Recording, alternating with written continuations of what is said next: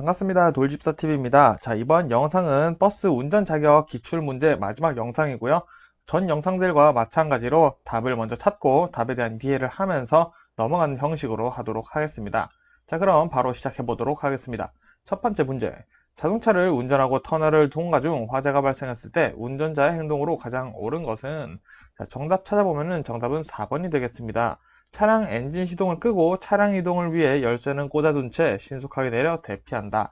자, 요거는 열쇠를 꽂아둔 채 대피한다라는 포인트가 있고요. 조금은 우리한테 생소한 내용이지만 이제 소방대원 분들이 오셨을 때 정리를 할 수 있도록 아마 용이하게 해놓는 게 중요하다라는 얘기인 것 같습니다.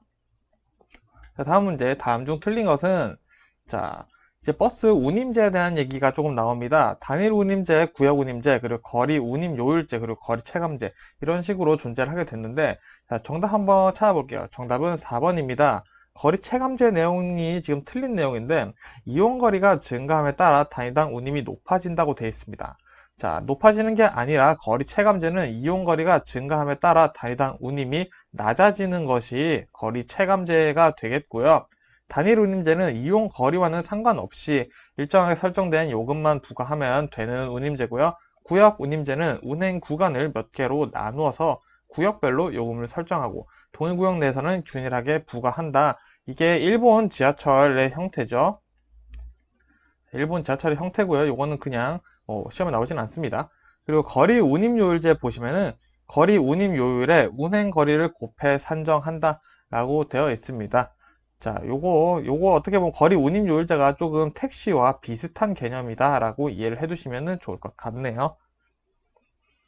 자, 다음 문제. 물류 관리의 기본 원칙 중 3S1L 원칙에 대한 설명으로 3S가 아닌 것은, 자, 요 문제 같은 경우에는 정답 보시면 바로 3S를 알게 됩니다. 정답 4번. 공급망은 3S에 해당하지 않습니다. 즉 3S라는 것은 스피디, 세이프티, 슈얼리 이렇게 확실하게 되는 내용들이 있고요. 1L 같은 경우는 이 L이 로우예요. 낮은. 그래서 낮은 운송비, 낮은 운임 뭐 이런 것들이 다 포함될 수 있으니까 확인해 주시고요.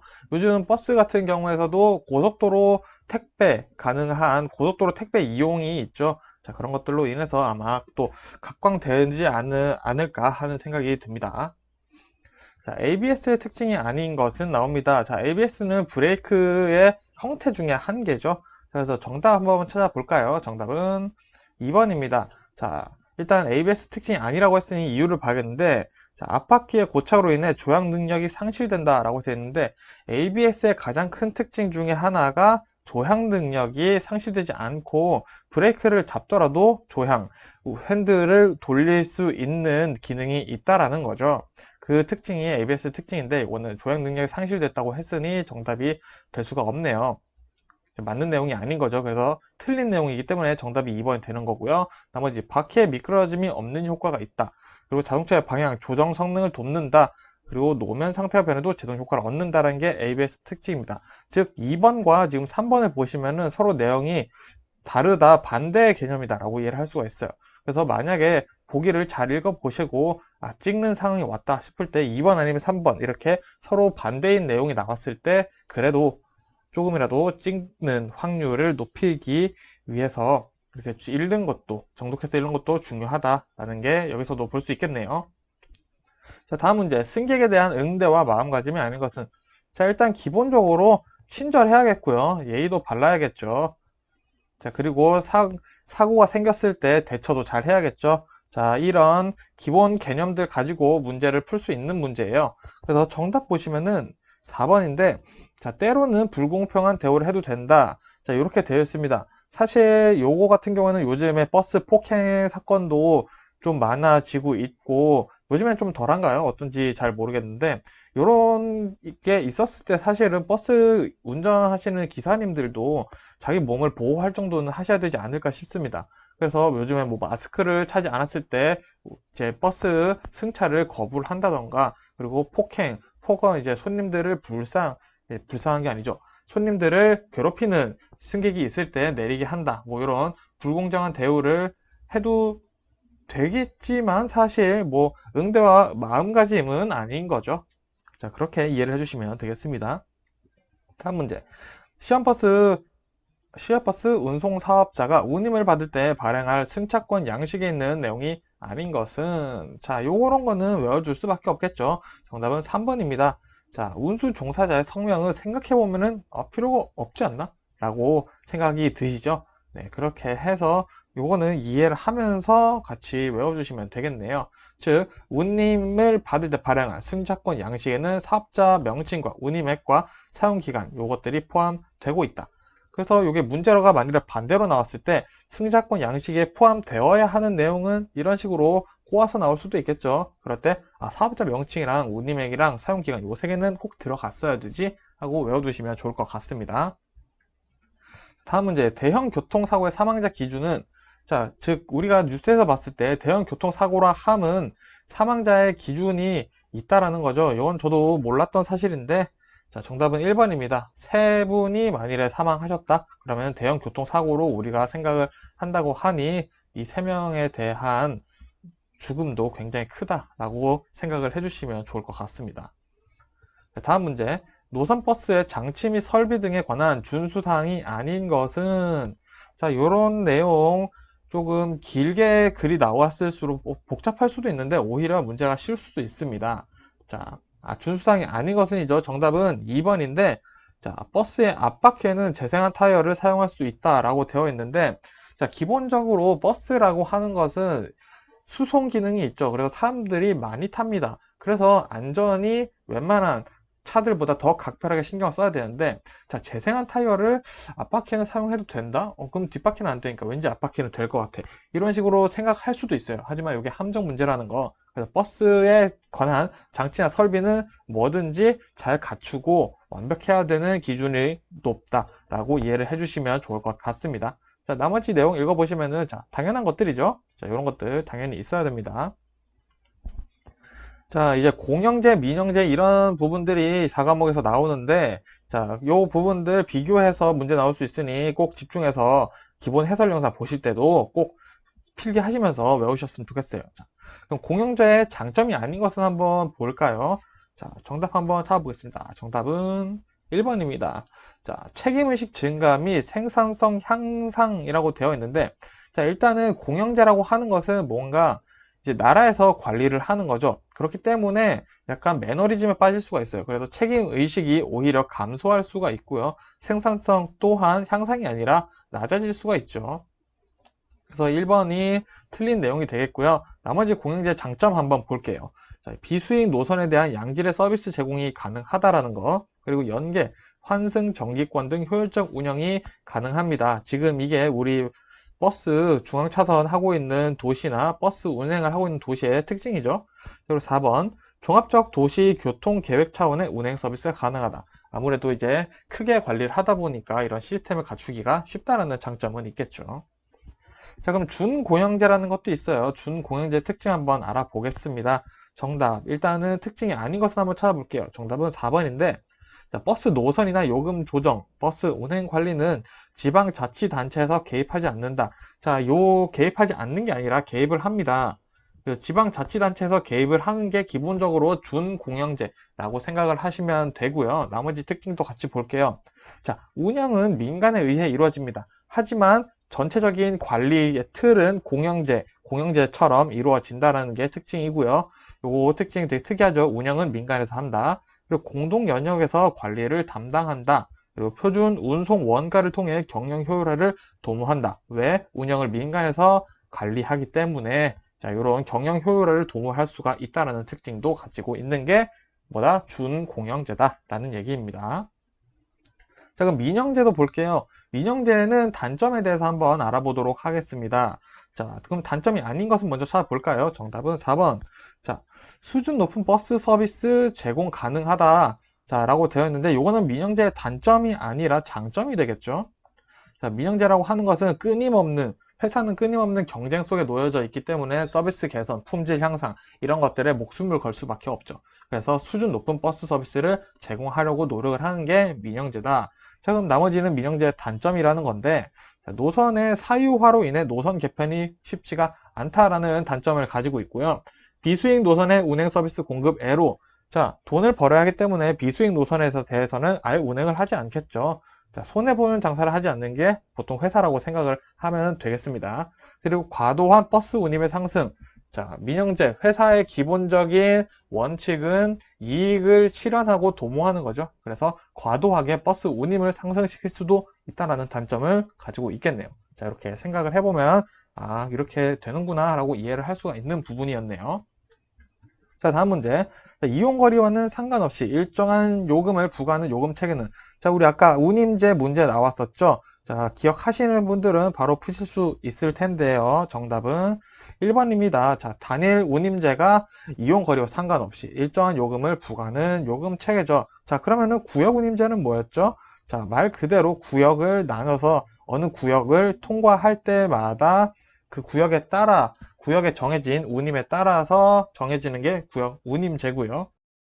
자, 그리고 거리 체감제는 단순하게 이용하는 거리가 상승할수록 운임도 증가하게 된다라는 게 거리 체감제고요. 거리 운임 요율제는 정해진 거리 운임에다가 이동한 거리를 곱해서 계산하는 게 거리 운임 요율제다 라고 아까 봤었습니다. 자, 한 번 더 나온다라는 거 시험에 나올 수도 있을 만큼 중요하다라는 말씀입니다.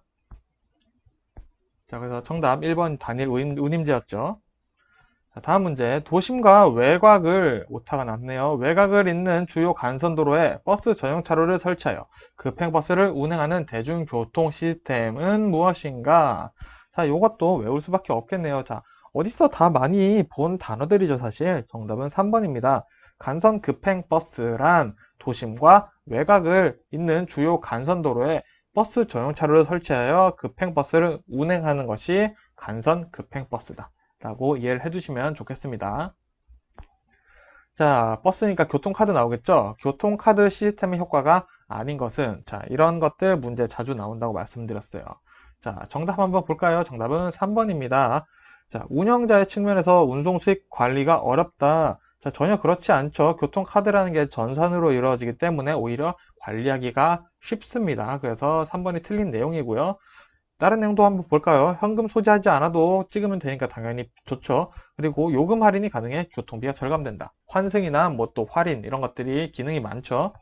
그리고 4번 교통정책이나 교통요금 결정에 도움이 된다. 자, 이게 왜냐? 운송 수익금 관리가 쉽기 때문입니다. 그래서 전산으로 넘어온 자료를 보고 아, 이렇게 되어지고 있구나. 요즘 교통정책을 이렇게 세워야겠다 라고 고민하기 좋은 정보가 되기 때문이라고 할 수 있겠네요.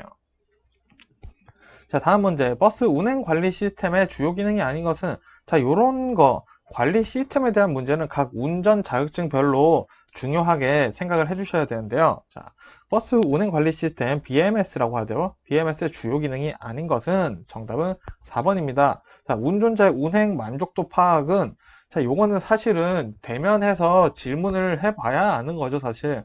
내가 이 시스템을 하고 있는데 뭐 뇌파를 조절해서 아, 지금 이 운전 기사분이 행복해 하시는구나. 이런 거를 알아내기는 어렵겠죠. 그래서 그럼 BMS가 뭐 하는 거냐? 실시간 운행 상태를 파악하고요. 전자지도 이용 및 실시간 관계를 파악하고 버스 운행 및 통계 관리를 합니다. 그래서 이런 것들이 모여지면은 어떤 현상이 생길까요? 자, 만일에 버스 배차에 문제가 있다. 그러면 이런 것들을 쉽게 확인을 할 수 있을 거고요. 뭔가 주로 잘 막히는 곳, 사고가 많은 곳이 있다. 그런 곳이 어디인지 쉽게 파악을 할 수 있을 거고요. 그리고 배차 시간이나 이런 배차 시간이 지금 잘 이루어지고 있나? 한번 코스 갔다 오면 몇 시간이나 걸리나? 브레이크는 몇 번 밟았나? 이런 것들을 관리해서 이제 아까 나왔었던 교통 정책을 수립하는데 도움이 될 수 있다까지 연결해서 이해를 해주시면 좋을 것 같습니다. 자, 그럼 버스 정보 시스템 볼게요. 정보 시스템 BIS라고 합니다. 버스 정보 시스템 운영에 대한 설명이 아닌 것은 정답 한번 볼까요? 정답은 3번입니다. 버스 운행 관리나 이력 관리, 버스 운행 정보를 제공한다. 자, 요거는 BIS 운영에서 해당하는 내용이 아닙니다. 자, 그럼 BIS에선 어떤 걸 하냐? 버스 정보 시스템이죠. 이 I가 인포메이션이죠.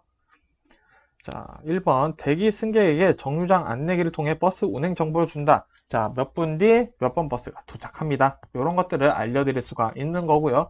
2번 유무선 인터넷을 통해 버스 정류장에 버스 도착 예정 시간 등의 정보를 준다. 자, 이것도 마찬가지죠. 요즘 핸드폰 혹은 핸드폰으로 검색해 보시는 포털 사이트에서 몇 분 버스가 어디 정류장에 언제 도착하는지 다 알려줍니다. 물론 뭐 정확하진 않겠지만 그래도 거의 정확하죠. 그 네 번째, 버스 이용자에게 편의를 제공하여 활성화한다. 자, 이런 정보를 주는 행위 자체가 버스를 이용하는 승객들에게는 큰 도움이 되겠죠. 그 얘기를 지금 4번에서 하고 있는 겁니다. 그래서 BIS에서는 버스 운행 관리나 이력 관리, 버스 운행 정보를 제공하는 건 아닙니다. 자, 그럼 요거는 아까 누가 제공한다고 했었죠? BMS가 제공한다. BMS는 버스 운행 관리 시스템이라고 했었죠. 자, 이런 거는 BMS에서 담당을 하고 있습니다. 그 BMS와 BIS의 차이 잘 이해를 해주시면 좋고요. 기본적으로 BIS는 우리 타는 승객들에게 좋은 거다. BMS는 회사에서 좋은 거다. 이렇게 이해를 하셔도 좋을 것 같습니다.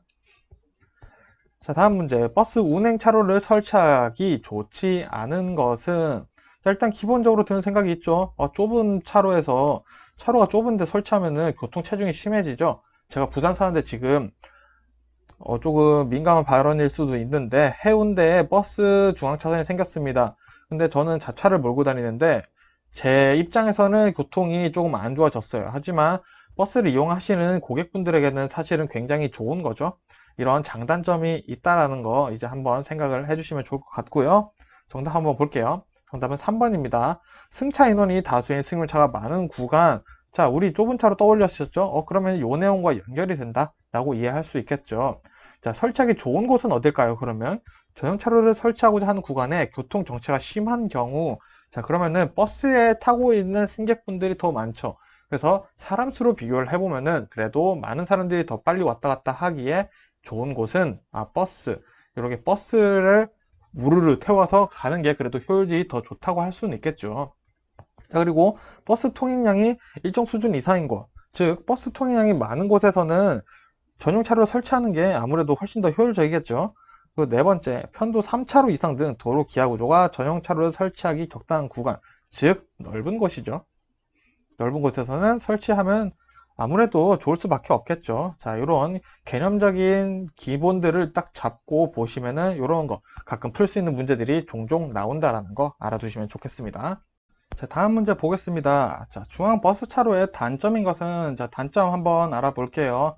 정답 먼저 보시면은, 자, 정답은 3번 되겠습니다. 자, 승차, 하차 정류소를 가기 위한 보행자의 거리가 증가한다.